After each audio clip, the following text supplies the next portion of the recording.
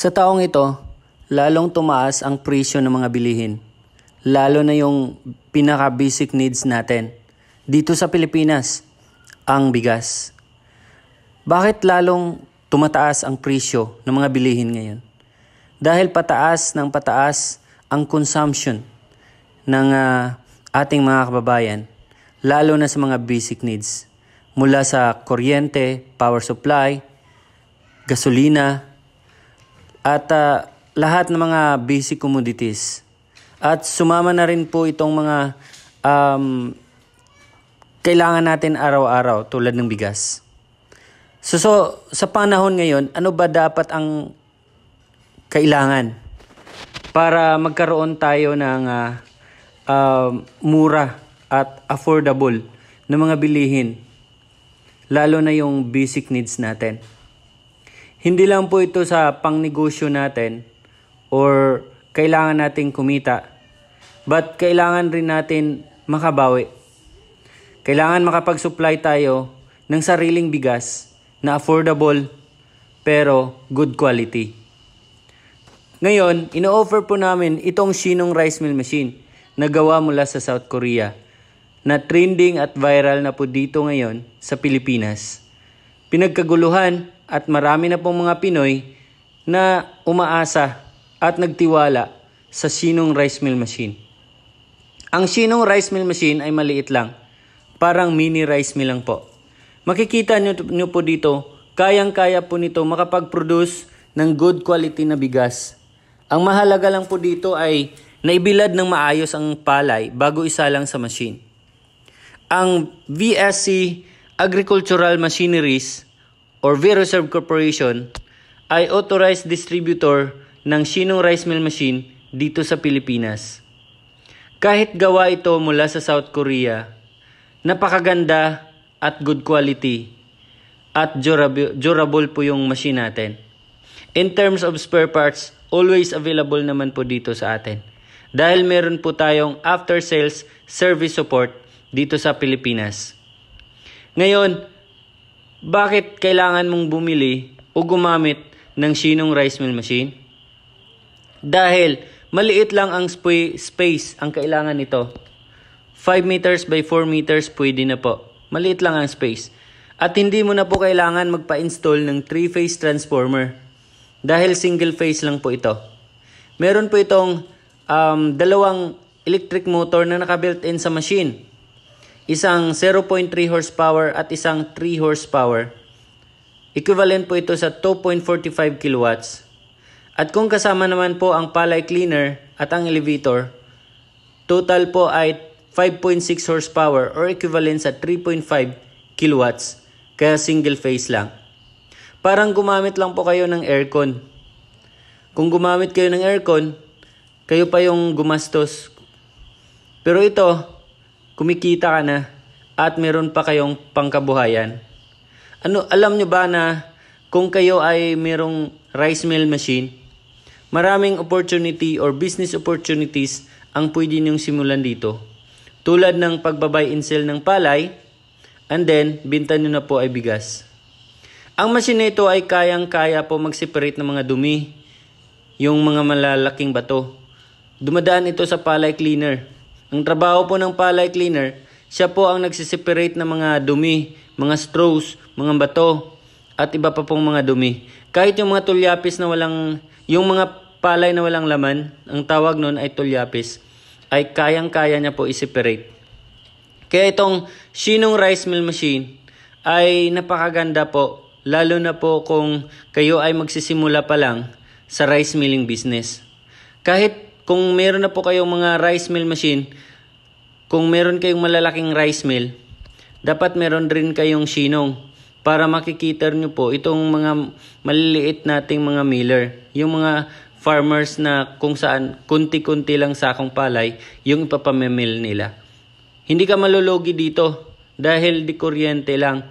Mas mura pa ang consumption ng kuryente or ang pangbayad sa kuryente kaysa pambili ng gasolina or krudo. Kaya ito, bawing-bawin nyo po talaga. Magkaroon kayo ng ROI, 5 to 6 months. Meron na kayong ROI kapag tuloy-tuloy ang milling. Kung wala man pong anihan, pwede kayo magba-buy and sell ng palay.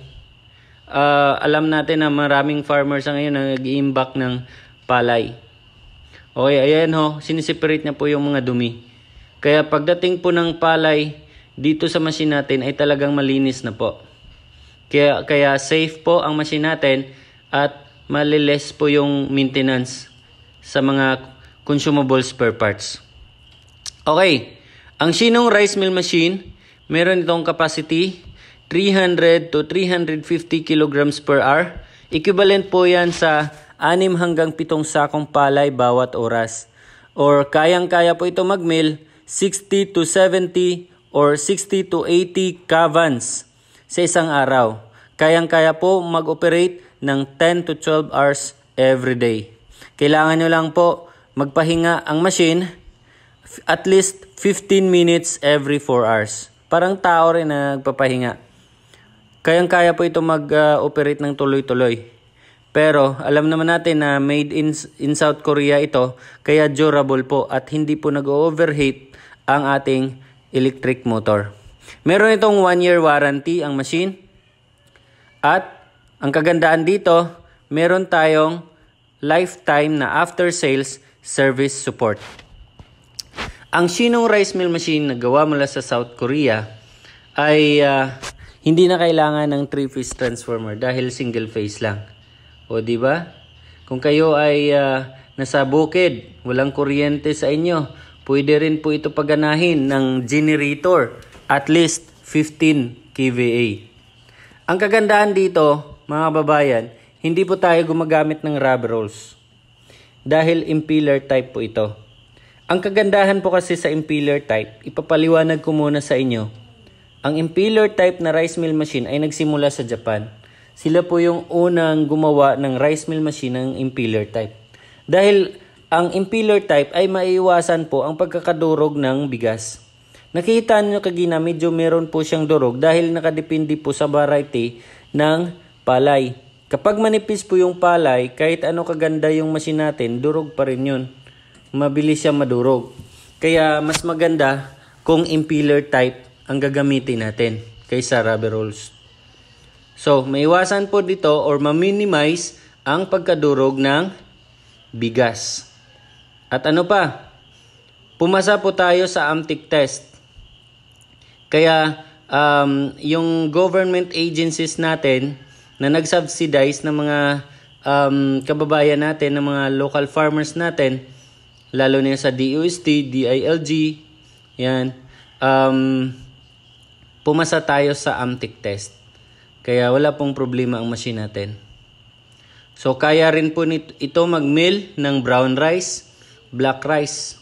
Well-milled na po yung output natin. Meron din po itong separator, broken rice separator at built-in distoner. Ano ba ang trabaho ng built-in distoner?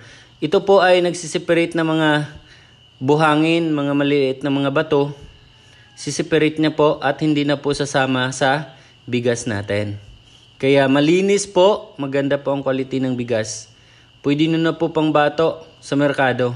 Kung kayo ay nagbabalak magnegosyo ng rice milling, ayan. At magnegosyo kayo ng mga bigasan. Bakit kailangan nyo pang pumunta sa malalayong lugar para magpapamil? Pwede naman na mag-invest na rin kayo ng rice mill machine para kayo na rin po ang magmimil. Mas malaki pa yung kikitain nyo. Yung profit margin nyo. Hindi na kayo kailangan magpapamasahe pa or magbayad sa pagpamil dahil sarili nyo na pong kiskisan ang ginagamit nito. Ayan ho, ayan po yung labasan ng mga bato. Makikita nyo yung mga itim na yon. Mga bato po yan na sumama sa bigas. Talagang isi-separate niya po. O, di ba? May mga bato. Yan po ang trabaho ng distoner. Diyan po lumalabas ang mga bato. Kaya hindi na po siya sasama sa output ng bigas natin. Normal lang yun na merong sasamang bigas doon sa distoner dahil tumutulong yung bigas nagpo-pose ng mga bato palabas.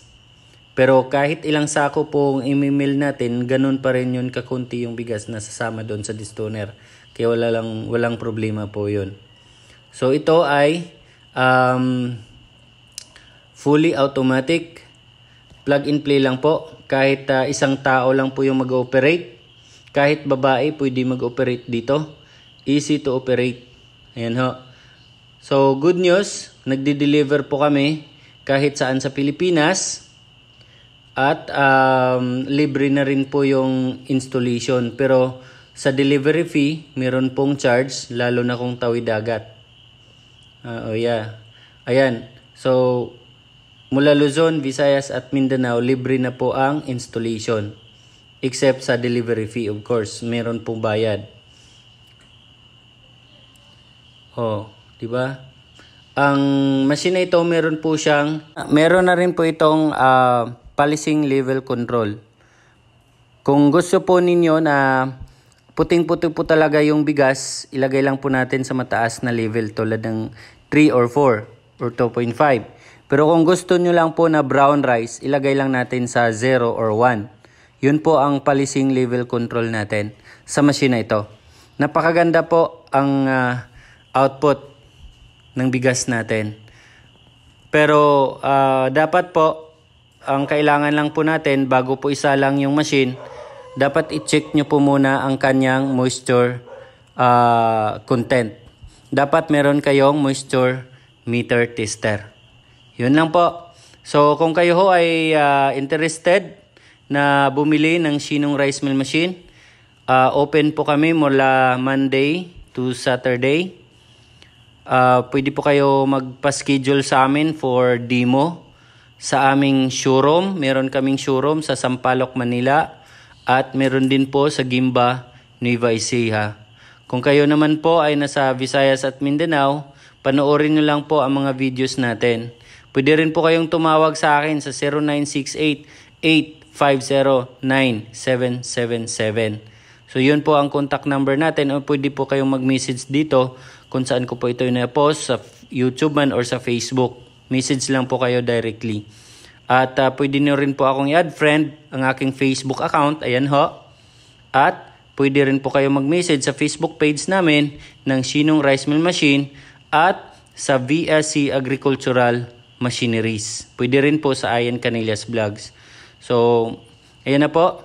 Kung kayo ho ay nasa Pilipinas lang po, anytime, pwede po kami mag-deliver sa inyo.